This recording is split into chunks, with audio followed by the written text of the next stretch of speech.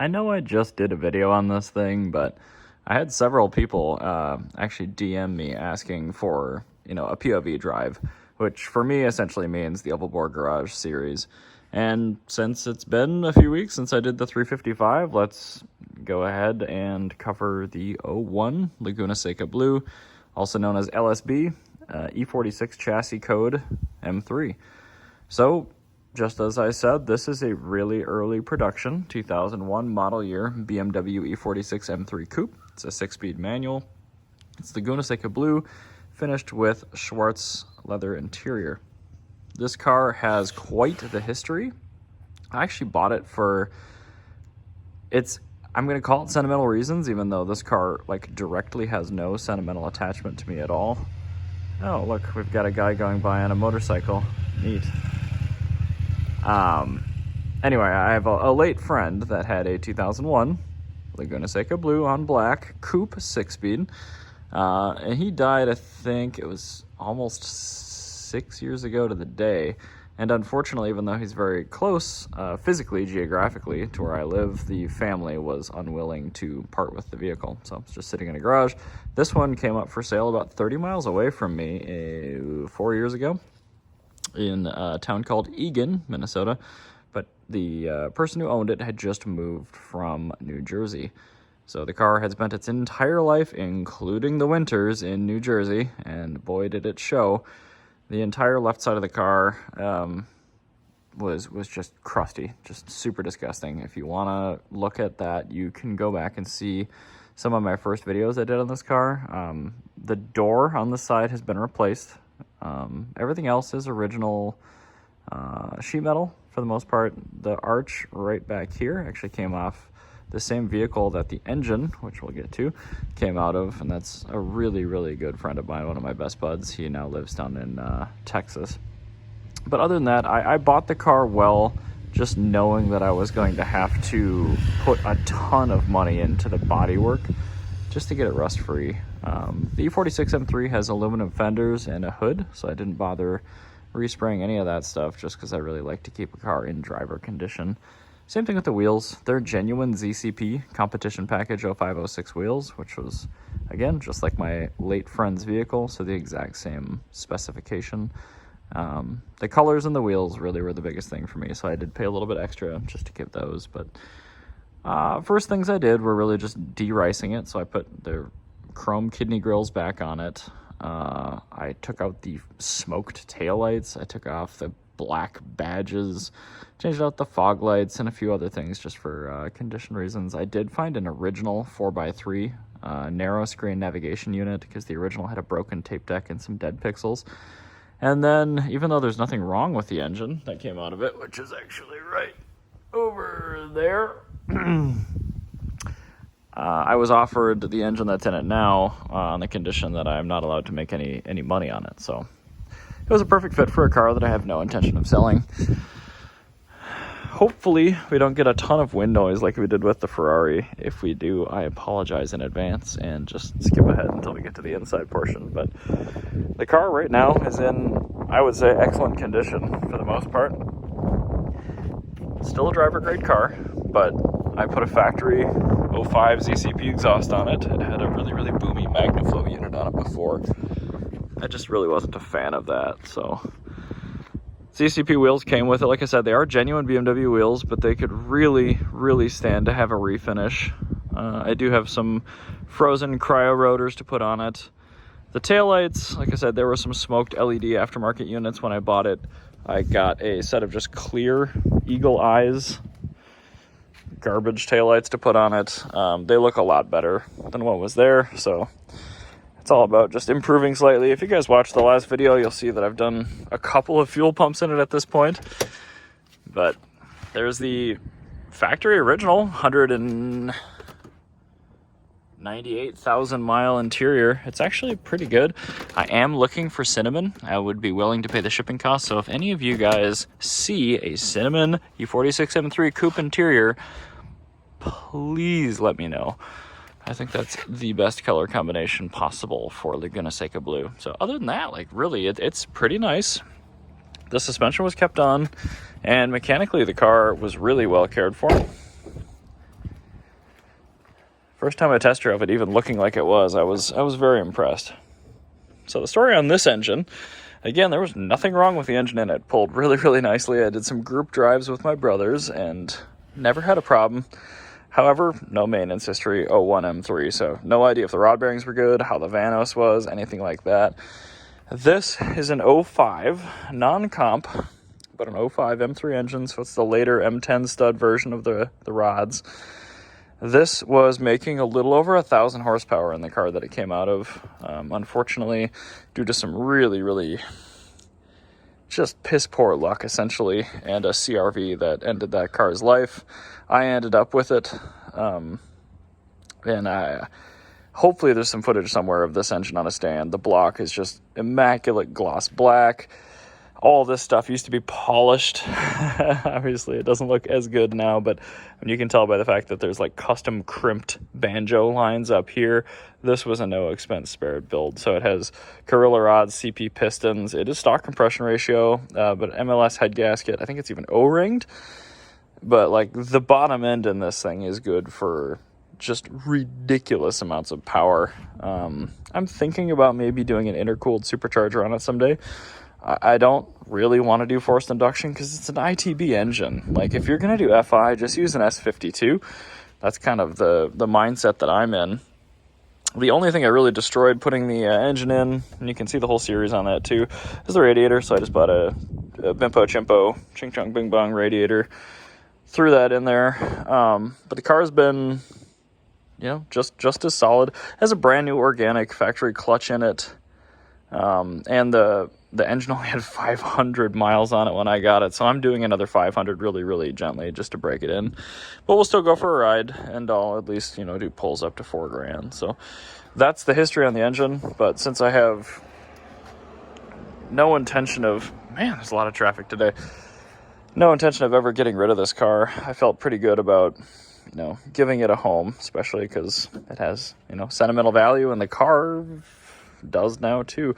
You can tell it's an early 01, no strut tower brace. That came in a little bit later. I'd love to find one of those too, but not that many people parting out E46 M3s these days. So this is kind of the first time I did that. The next one will be taking the N52 out of Kurt and throwing that in Brexit, which is my plan. We'll see if it happens.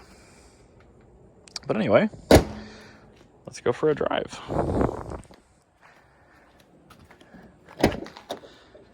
I feel like this is a one take. I haven't stopped rolling yet, and I haven't made a huge error.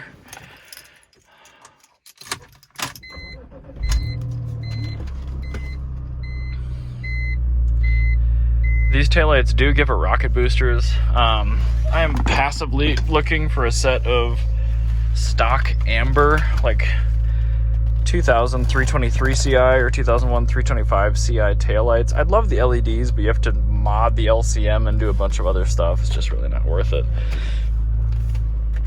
The air conditioning does work, and it's a little bit toasty, so I'm gonna turn that on.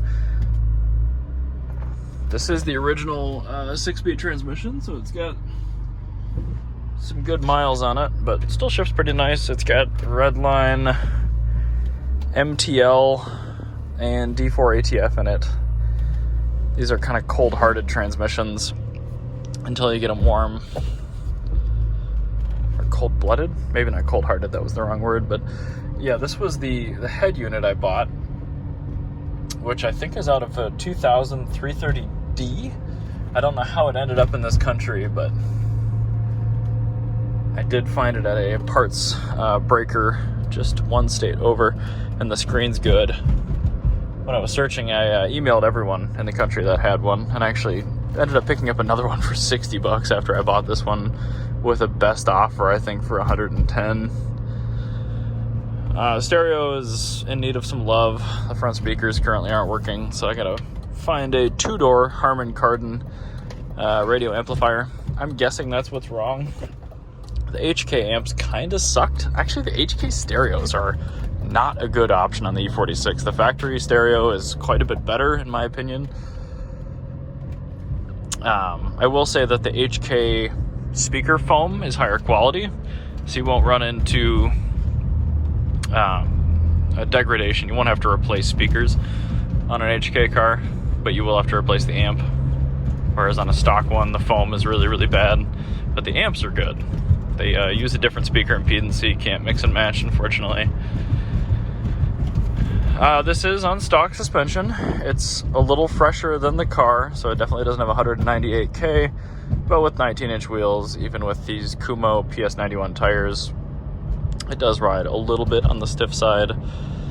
I've noticed this about the Takata airbag recall cars, like the new bags fit like absolute shit. Like I should show you guys the steering wheel on my E46 wagon. The gap is like that, and these just, I'm really not a fan. I had the recall done on this one. They keep messaging me to go in for the passenger side bag, and never had a warning before. But what do you do? I did end up, after the fuel pump video, doing an EKP delete on this car. Or not EKP, EWS, the immobilizer. And I coated out the secondary air pump, did a Euro tune on it, and removed catalyst monitoring. They're still in place. They're still working just fine. But I didn't want to check engine light just for the sake of a check engine light, which is kind of what I was getting before.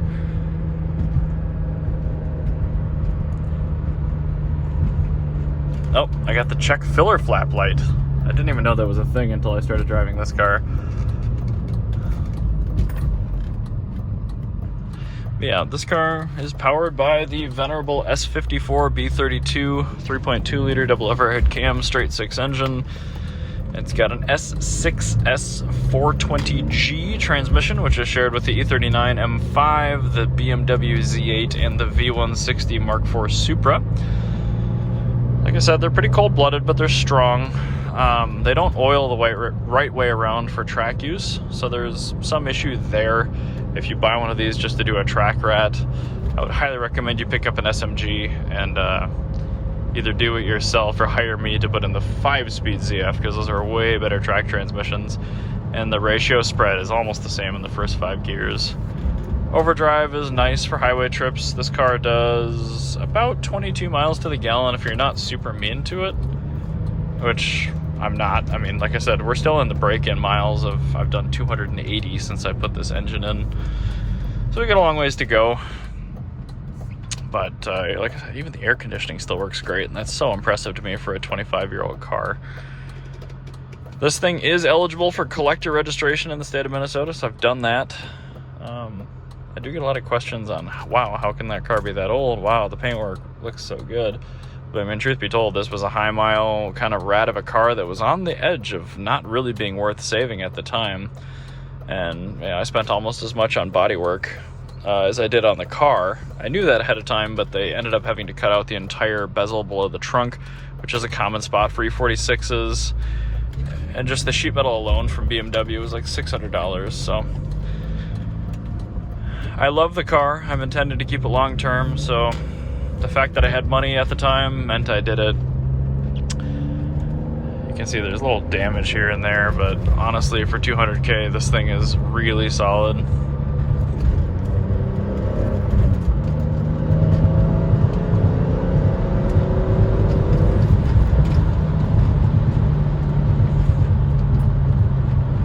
The engine sounds so good. I wish I could rev it up more for you.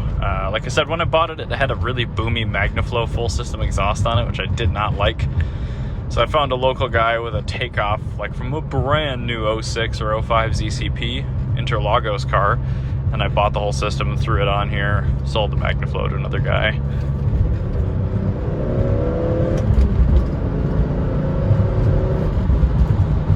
But it's such a torquey engine. Everyone's like, oh, M cars don't make any torque. But I mean, this, until maybe the N52, but I think even this, is the torqueiest normally aspirated straight six engine BMW ever made. So I mean, the S54 really is no joke, and it has excellent livability manners, which is why you see so many of these cars with so many miles, just like the E39 M5. The steering is very heavy, very communicative. The scuttle is very low on the E46, and the visibility along with the belt line's very good, but they're still safe cars. They comply with, obviously, meet and exceed the 1997 crash standards, and those, in my opinion, are all we ever needed. The new stuff is just, seriously, everything is scoring 5 stars, so let's make the test harder.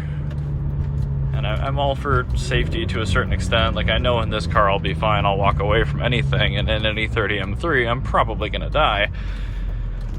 And the fact that, like I said, this has heated seats, it has a good stereo, it has nav, which I would never use, but it's got working air conditioning, it gets reasonable fuel economy, it's got diagnostic capability. I mean, you could drive this car anywhere and trust it, typically. Whereas an E30 M3 is like, well, I'll take it to a car show, but I'm not going to hop in it and drive it to, you know, Chicago 400 miles away just on a whim. So there's, I think, a lot of merit in a vehicle of this age, where it's like, it's 20 years old, but all the technology was there. You had EFI, you had multi-point injection, you had direct electronic ignition. I mean, really, it's all the systems that are on new cars minus direct injection, so you still get intake valve cleaning from the injectors and stuff like that. These might be a sweet spot for vehicle reliability long term, especially when you're talking about maintenance and you have something like a manual transmission. So I don't know. The E46 M3s are rare enough, and they were heralded enough when they were new, where I think these things will hold on to their value and appreciate. I'm not really looking for appreciation on this car, but it's nice to know that I can just put infinite miles on it and beat it up, and it's never gonna be worth less than I have into it right now. And this light is super long, so I am gonna turn this into 2 cuts, but yeah. This thing is, it's got a lot of character, and I see why people love them to death, certainly.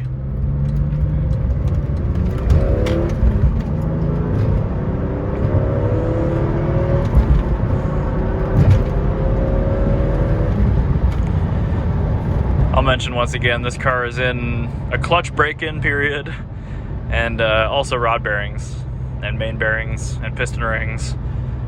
I'm sure he did some wide open throttle redline pulls with boost, but I want to give this thing every opportunity to shed any break-in material into the current oil filter. So that's as much as I'm going to rip it for you right now.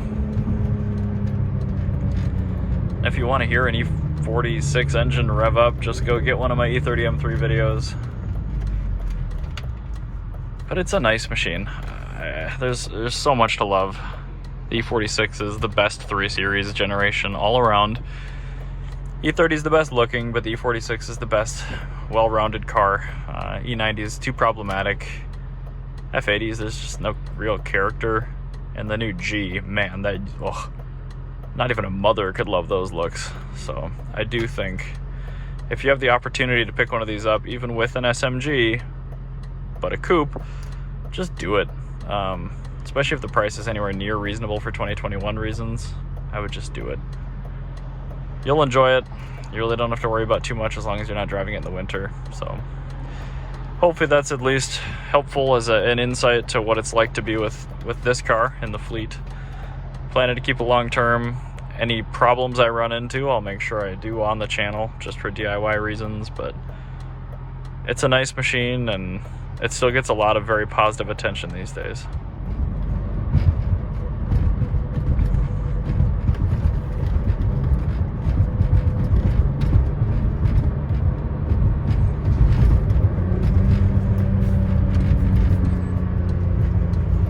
And before I sign fully off, if you guys made it to this point, A, thank you. B, go back and watch the POV drive I did with the black 88 M3. And let me know if you prefer that slightly shorter, simpler format, or if you prefer this Ovalbore garage format. I will take that to heart, and I'm genuinely curious. So thanks for watching. I know this got a little long-winded, but people were asking specifically for this car, so I have to at least try to give you what you want. See you next time.